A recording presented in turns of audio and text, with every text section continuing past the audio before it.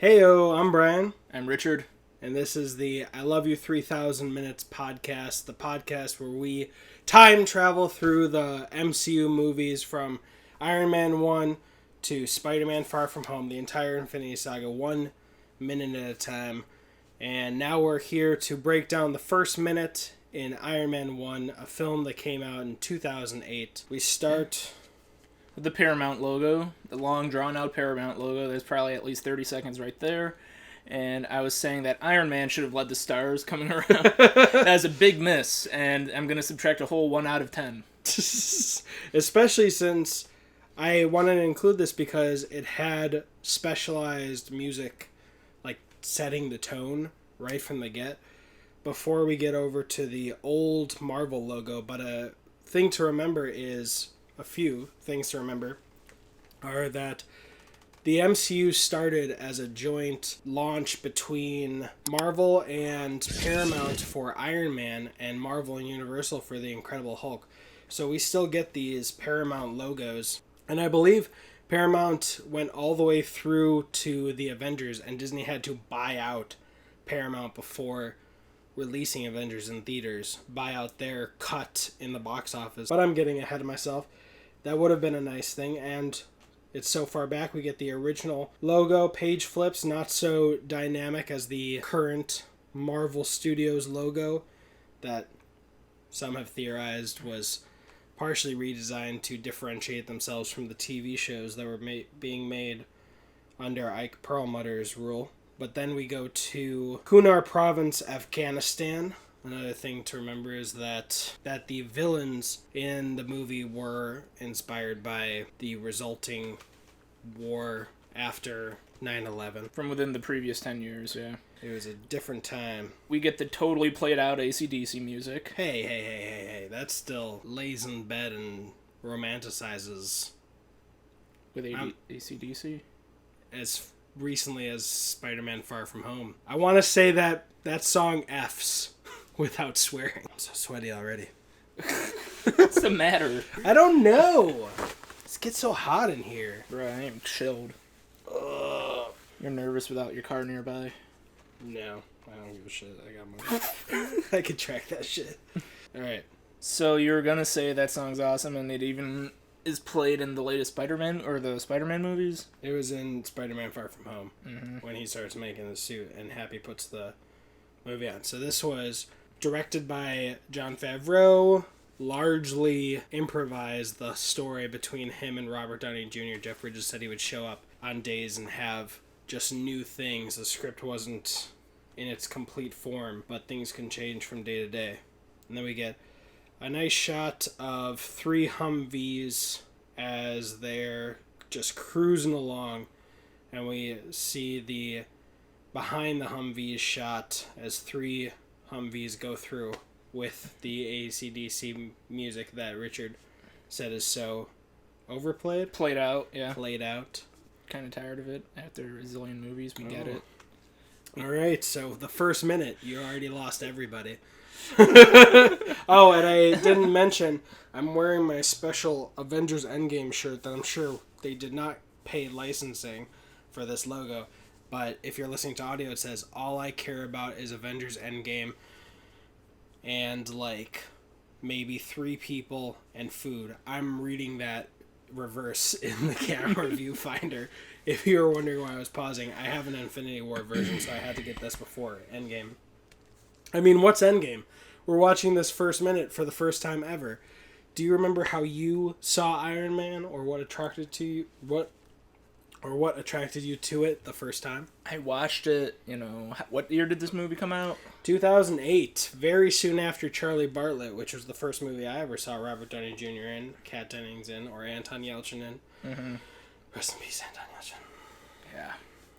Yeah. I saw it probably 2 years later in my parents' basement, probably on DVD, probably rented from Blockbuster. No, they weren't in business yet anymore. I don't think so. But you know what, they might have been. Yeah, because it started dying towards the tail end of my college years. Hey, the last Blockbuster just closed like a year or 2 ago. Or maybe a year before Captain Marvel came out. So what's Captain Marvel? I don't know what that is. So just about 12 years ago, I might have rented it from Blockbuster and watched it, possibly with my brother. No, my brother watched it and he told me, bro, this movie's awesome. You should watch it. So I was like, cool. All I remember from that time is like, cool, they're in a desert and there's a cool scene coming up and blah, blah, blah. Iron Man, bless your brother's heart. Or bless your brother's iron heart. Mm-hmm. Arc reactor? My first time, I'd seen trailers, and it was interesting. Around that time, there was like a rumor that they invented the whole Iron Man versus fighter jet sequence. Mm-hmm. And Jon Favreau came out. He was like, I didn't work on the sequence for like a year and a half just for it to be fake for the trailer. And then the only review I remember reading was in Red Eye, which was our local free newspaper, which I don't even know still continues. But they ranked it 3.5 out of 4 stars. And it wasn't too long after Dark Knight came out, I believe. Mm-hmm. But yeah, same summer, if I remember correctly. But yeah, they gave it 3.5 stars. I was like, ooh, okay, boy. I didn't see it opening day, but saw it soon after. Mm-hmm. And they're in Afghanistan, so the gas for those 3 Hummers is pretty nearby. And... The gas. Their base or whatnot, I assume. Sure. Yeah, that's... I never thought about that. How fuel efficient are those? No, they're not. Like, they get like 4 miles to the gallon. What if you went in like a passage in between like mountains, had your exit cut off behind you, and then got ambushed? You'd have to be like, we have to keep going forward. Oh, but we only have enough gas to get back. How are we gonna go around this mountain and go to another pass? I believe they're supposed to be bulletproof to a certain degree, and they can probably run through like 100 people. So, I don't know what's going to happen in these next minutes because we're going to pretend like we haven't seen this entire amazing saga, or me sat through a 60-hour movie marathon and 2 30-hour movie marathons. But we might see that they're not so bulletproof. I just have a feeling. Just a weird little feeling. You're just staring straight at me. You're like, I just have a feeling this guy's gonna shit on that. In a few minutes, like we might see that they brought the humdrum V's out, all of them, and I don't know why I called it a humdrum V. Just a feeling. So what are we missing from this last minute here? I don't think much. It's just reminding us the origins of this whole saga and how different it was. Just 12 years ago. And you know the backstory just by seeing the Paramount logo. You're like, oh yeah, this is what happened. There's a story behind this. I think this was right when I actually read like every article on Screen Rant, when that was still a good publication and not total shh. That wasn't me shushing you. That was me not swearing. But yeah, there's a lot of history in that, and I'm just excited to revisit these and see them possibly in a new light, get more details I haven't seen already. But yeah, I followed a lot of stuff before the movie came out.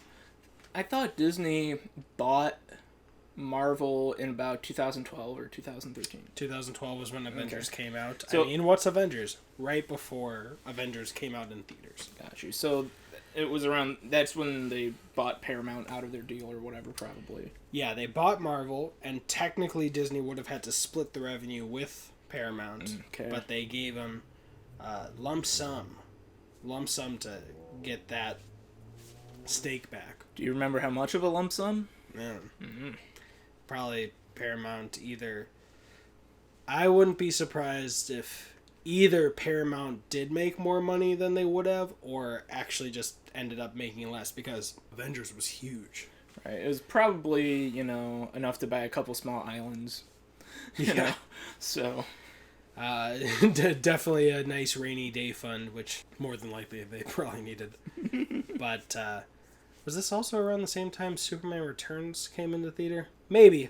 I'm not sure. Oh, we were also going to mention our hair.